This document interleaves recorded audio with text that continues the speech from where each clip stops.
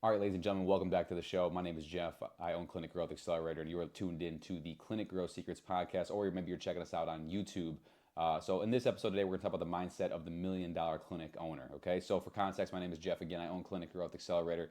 That is a marketing agency. We've helped over 350 offices in the past 5 years, all the way from chiropractic to neuropathy to med spas. If you own a non-invasive clinic or a non-traditional medicine clinic, we can help you scale it. Now, if you're offering pharmaceuticals and you're offering surgery and that kind of stuff, like, no harm to you, but that's not what we're here to help. Okay, we do a lot of holistic stuff, non-invasive, non-pharmaceutical. We've got about 100 active clients that we're doing this for across the states, Canada, and then one client in Puerto Rico.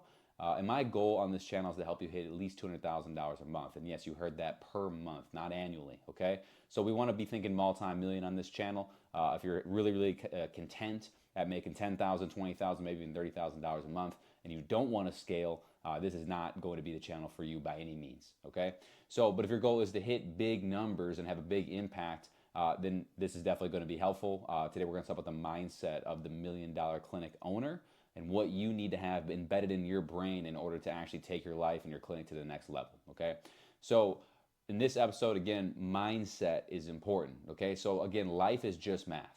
So we're going to talk about the math and the character traits of the clinic owner that goes on to do $1 million or more per year, and some of which are going to go on to do significantly larger numbers than that. Okay, so some of you, just to be clear, before we get into these three hyper tactical things, some of you, to be clear, will never even come close to hitting $1 million a year because you're thinking too small. Okay, you're thinking really short-sighted, and a lot of that comes down to the belief about what money is. You see, money is nothing more than energy. All right, and money is not some scarce resource that we have to like guard our lives with. Okay, there's an old saying that you have to save pennies, right? Saving pennies, which is like really actually like a foolish statement, because saving pennies, at the end of the day, it's just a fucking penny, right? It's not going to actually get you where you wanted to go. So you can't really save your way to wealth. And so we have to be thinking more about how do we actually take our income and 10x that, rather than just how do we save every dollar that we get. Okay, and if we can 10x our income, we're going to eventually be able to get a lot more significant cash flow every single month, every like net positive cash flow, which is ultimately going to allow us to make investments into back in our life and into our practice, and ultimately into our wealth for our family and our loved ones. All right, so let's talk about the traits in the $1 million clinic owner. The first is OCD. The $1 million clinic owners are OCD people. Okay, they are not big picture people. All right, now I know what some of you are thinking. Well, there's a lot of billionaires out there and they think big and they think big. Yes, they do. But if you really study them, they are hyper obsessed with the small details, the minute shit, whether that's the data, whether that's the patient experience or the client experience, whether that's having ridiculous accountability to their staff, and ridiculous accountability to the mission and where they're going. If you really dissect their day-to-day operation, although yes, they have a big vision, they are meticulous and OCD about the details. Okay, you will not get to $1 million a year, which, by the way, $1 million a year is baby money. It's baby money out here. Okay, so we want to be able to get way further than that. But I can tell you with certainty that you're not even going to come close to hitting $1 million a year unless you become OCD. Okay, you've got to become OCD about growing your practice and the little details inside of it. All right. So you need to have what's called a visceral obsession with winning and building wealth. And a visceral obsession is like, if you have a problem in your practice, you cannot actually sleep. Like, you're laying in your bed at night thinking about that problem and how you're going to solve it. That's how you know you have a visceral obsession with solving the problems and getting the details right inside of your practice. Okay.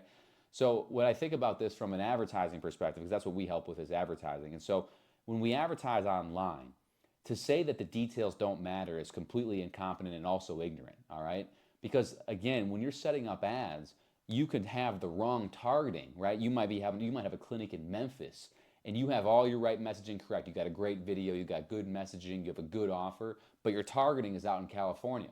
Well, you're absolutely screwed, because no one's going to come from California to see you in Memphis. All right, so that little detail, although you had everything else correct, is totally costing you the performance of your whole campaign. That's one example of how the details matter when you're scaling with ads online. Okay, so again, when you think to yourself like, hey man, I'm just a big picture guy and I got my team to do like all the little detail stuff, I would entirely challenge you on that belief system, because you as the owner and the operator have to become the most obsessed with the details out of everyone in your practice, okay? You have to become obsessed with how everybody operates, the accountability, and the key metrics that everybody has to hit in order for you to hit your goals, okay? That's going to correspond with what we're going to talk to on the last thing here, which is going to be related to metrics and key indicators that you want to track every single week inside of your practice. First and foremost thing is that you got to be detail oriented and you got to be OCD obsessive, okay?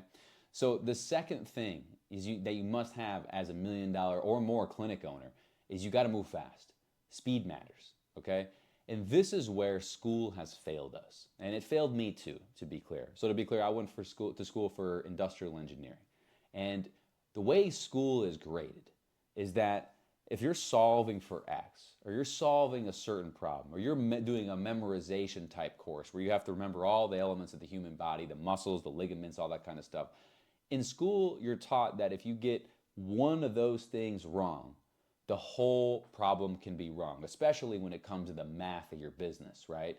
And so if you're solving for X and you forget you accidentally add instead of subtract on that problem, you get the whole problem wrong. The whole thing's wrong because you missed that one little detail, okay? And so again, the details matter a lot. But what happens is, and this is kind of where it's a double-edged sword, is that when you become super obsessed with the little non-big actions, you become really, really a slow mover. And what that means is the following, is that you're pinching pennies and you're just doing all this very conservative math, which is forcing you to move extremely slow, okay? Another thing that happens is people will actually create problems that's going to happen in their business before they actually come to fruition. So what that might mean is, like, I talk to people about advertising or growing their business. Well, sometimes I'll talk to people and they'll be like, well, if I start advertising and I get more new patients in the door, then like eventually I don't know if I'm going to have like enough staff, or I don't know if I'm going to have like, I might have to hire like another CA, or like I might have to hire another doctor, or like, oh, maybe my market is just like not ready for us to advertise. Like, they come up with all these little things that are at the end of the day just a bunch of crap that prevent them from going to practice. And so speed does matter. So you got to have the details.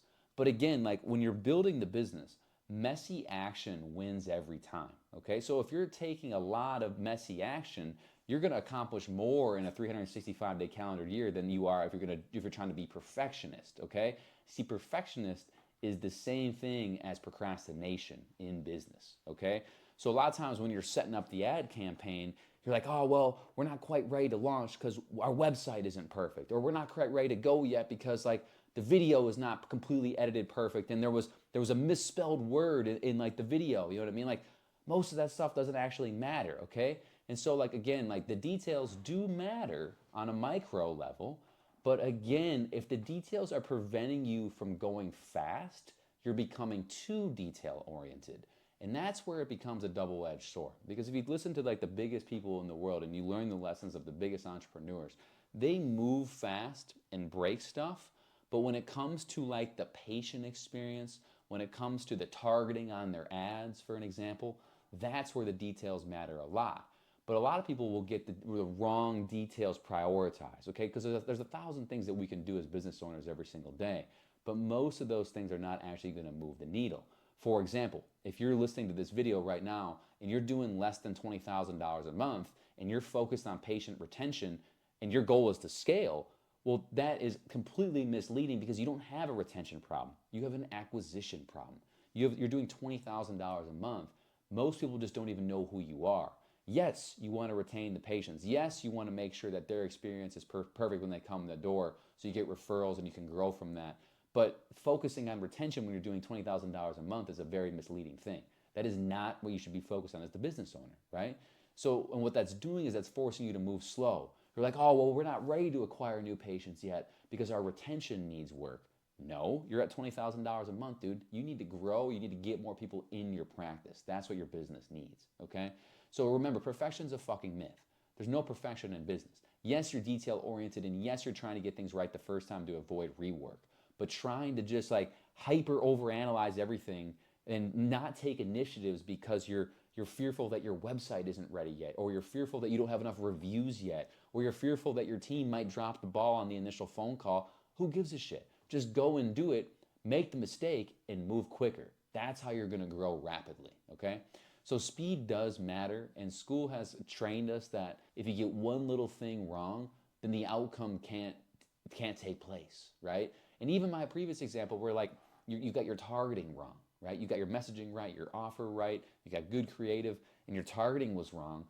That doesn't mean that like it's not detrimental. That doesn't mean the whole advertising strategy was wrong. Just duplicate the campaign, change the targeting, and go again, right?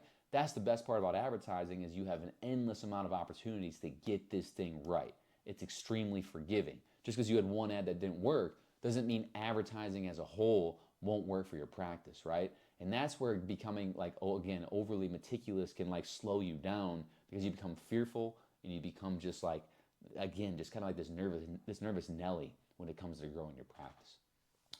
The third and final piece, okay, so the first thing is your OCD about the details, meaning your OCD about tracking your KPIs. I'm going to talk about that here in a second. Your OCD about the patient experience. You're, again, just hyper obsessive with solving the problem at hand. And you know how to discern what the right problem is. And then you move fast. That's the second character trait, is you move fast to solve the problem. That's the main thing you want to do to actually be able to grow rapidly. Because at the end of the day, you only have so much time. You might as well move quickly because your competitors, if you move too slow, they're going to be moving quicker than you and they're going to outbid you every single time, okay? The third and final trait is reverse engineering and tracking the targets, okay? So I talked to clinic owners that are doing like between $20,000 and $40,000 a month with the goal of hitting $1 million per year, with the goal of maybe even hitting $100,000 to $200,000 a month. But when I asked them about the main key metrics in their practice, things that every business owner should know, it's like I'm almost speaking a foreign language to them, okay? So we've got to meticulously track the main metrics. And I want to share with you what some of the main metrics are that you want to track inside your clinic, okay?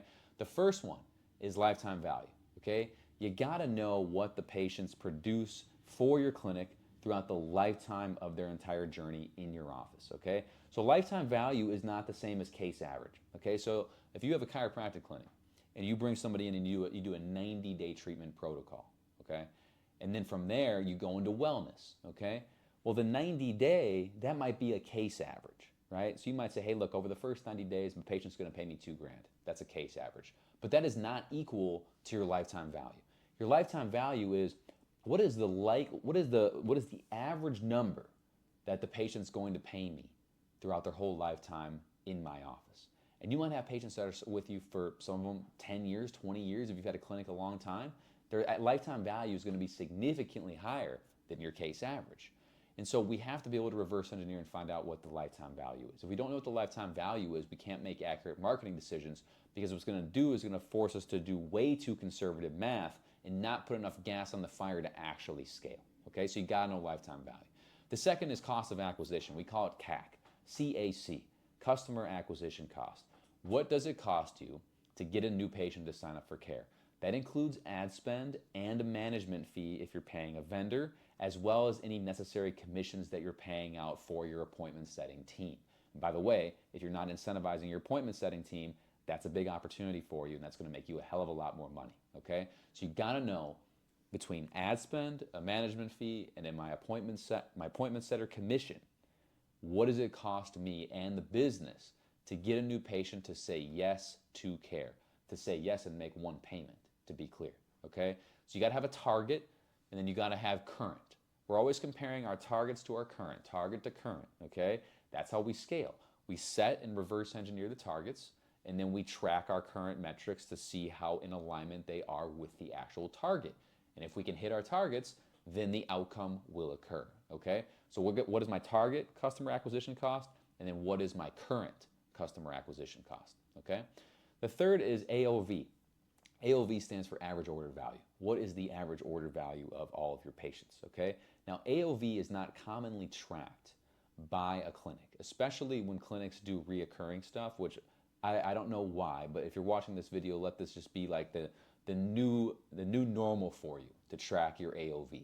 So AOV is average order value. So average order value is how much does the average patient pay you per month, okay? So if you do $100,000 a month, and of that $100,000, 300 people paid you that money, 300 unique human beings, you would take your $100,000 divided by 300, and that's going to give you your AOV, okay? And so what we want to do there is we can actually figure out, okay, how many patients do I need to get in the practice paying me this average amount monthly in order to hit my target, okay? So let me just pull out my calculator and I'll give you just a quick example here, okay? So let's say, again, we'll use the same example that I just gave.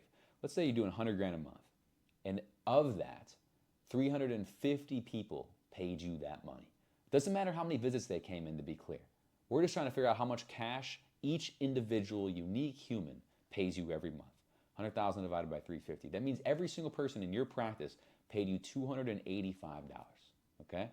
And so from that, we might say, okay, if the average person is paying me $285, that's AOV, and I want my practice to do $200,000 a month. Well, then I can take 200,000 divided by my average order value, assuming we don't increase average order value, divided by 285, that would mean I would need 701 people paying me the average of 285 a month, okay? So you can use AOV to figure out how many unique people, how many unique customers and patients you need in your practice monthly paying you that AOV to actually hit that target, okay? So you gotta know your average order value. The next is your conversion process, okay? So what's your show rate for day one? What's your show rate for day two? What's your conversion rate on day two? We gotta know all these numbers, and we gotta set targets, and then we gotta track the current. And then what that allows us to do is figure out where the bottleneck is, okay? We might say, hey man, like we want 80% to show for day two, we want 60% to show for day one, and we wanna convert at 60%. Okay, cool. Then what we do is we track those numbers. Are we hitting those metrics every single week? If not, what do we need to put in place to hit those numbers? Because life is just math, okay? Life is just setting a target, tracking the current, and then adjusting until we can hit the target, okay? It's math and math and math, all right? We also want to track our lead and outreach process, okay? How many calls per lead are we making? What's our contact rate? What's our schedule rate? What's our prepayment rate? We got to track all those percentages, okay? Because remember, business is just reverse engineering. So if we want to hit this end target, we need to reverse engineer all the percentages from all the way down to lead to figure out how many leads a month we need. Okay, so if you know how many new patients you want to sign up a month, you have to know your conversion rate for day two, your show rate for day two, your show rate for day one, your basically your contact rate and your schedule rate, your lead to booking rate, and then your number of leads. And you can reverse engineer all that math to figure out how many leads you need to get a month, and that's going to allow you to actually scale with confidence. Okay, but if you don't reverse engineer, you're literally just shooting in the dark, dude. You don't want to be doing that. You know what I'm saying? So you also got to have goals and big vision. Okay, so again, nobody wants to work with somebody that's like, man, if I could just get to $30,000 a month, like, sure, you might be watching this video and you're like, hey, dude, I am trying to get to $30,000 a month, but like, to be clear, if you have any vision past that and you want to create generational wealth and you want to have a massive impact on your community, like $30,000 a month, like that might get your bills paid. That might get you out of like this scarce phase into like a little bit of comfort phase, but you're not going to create abundance like that, and you're certainly not going to create any excess like that, okay? So you've got to be thinking big in order to get big. The best way to create the future is to live in the future, okay? So you've got to be living in the future to actually hit these numbers, all right? So have a big vision, because it's really uninspiring to work with somebody who has a very small vision where they just like, hey man, the owner gets his bills paid, but everybody else makes cents on the dollar. You know what I mean? We don't want that, all right? So the last thing we want to track is the churn percentage, okay? So the churn percentage is what percentage of patients leave your practice monthly. If you start out, let's take out the calculator again, your favorite thing here. If you're not doing math every day, then you're not going to make it to 1 million, right? If you have 350 patients on January 1st, you had 350 active patients. And with that, at the end of the month, out of those 350, 15 people leave, 15 unique people. We take 15 divided by that 350. That means 4%. 4% of your practice is leaving you every single month. And if we do this month over month, we'll be able to find the churn average, okay? We want to figure out what percentage of patients leave the practice every month so that we can figure out how many additional we need to get and then subtract out the loss to make sure that that net gain of new patients is significant enough to actually hit our goals in a reasonable time, okay? So you gotta have these metrics tracked. And these are the metrics that you're OCD about, Okay, you're OCD about tracking the LTVs, the customer acquisition costs, the show rates, the conversion rates, the contact rates. That's what you're OCD about. You're not OCD about like, oh my gosh, we got to make sure we have a perfect website before we run ads. Like, no, you don't. Now you're just being a perfectionist on things that don't actually matter, and you're moving too slow. So just to recap here, okay? The first is OCD and detail oriented about the main business metrics or anything that relates to the patient experience. The second thing is you gotta move fast. You gotta make quick decisions, you gotta solve problems fast, you gotta test and learn rapidly, okay? Overanalyzing something and trying to over simulate something before you get into it is a really slow way to move and a very high likelihood that you're not gonna hit the $1 million a year, okay? And the last is you gotta track the main metrics, okay? At a minimum, lifetime value, customer acquisition cost, churn rate, and then all your metrics that relate to the acquisition process, all the way from number of leads, down to your show rates, down to your conversion rates, and ultimately the number of patients that sign up for care every single month, okay? So guys, hopefully that's been valuable for you. If you're new to the channel, remember this is all about how to hit at least $200,000 a month or more as a clinic owner. And again, if you guys have any questions, feel free to grab a call with me personally here in the show notes. I actually do a lot of financial modeling with all of our clients personally. So if you'd like me to walk you through some of your math and maybe see if we can help you at a deeper level hit some of your goals, feel free to book down there and apply to see if we can help you. Otherwise, I'll see you guys in the next video. And remember that life is just math. Go out and get what's yours, reverse engineer, and hit those targets. Cheers.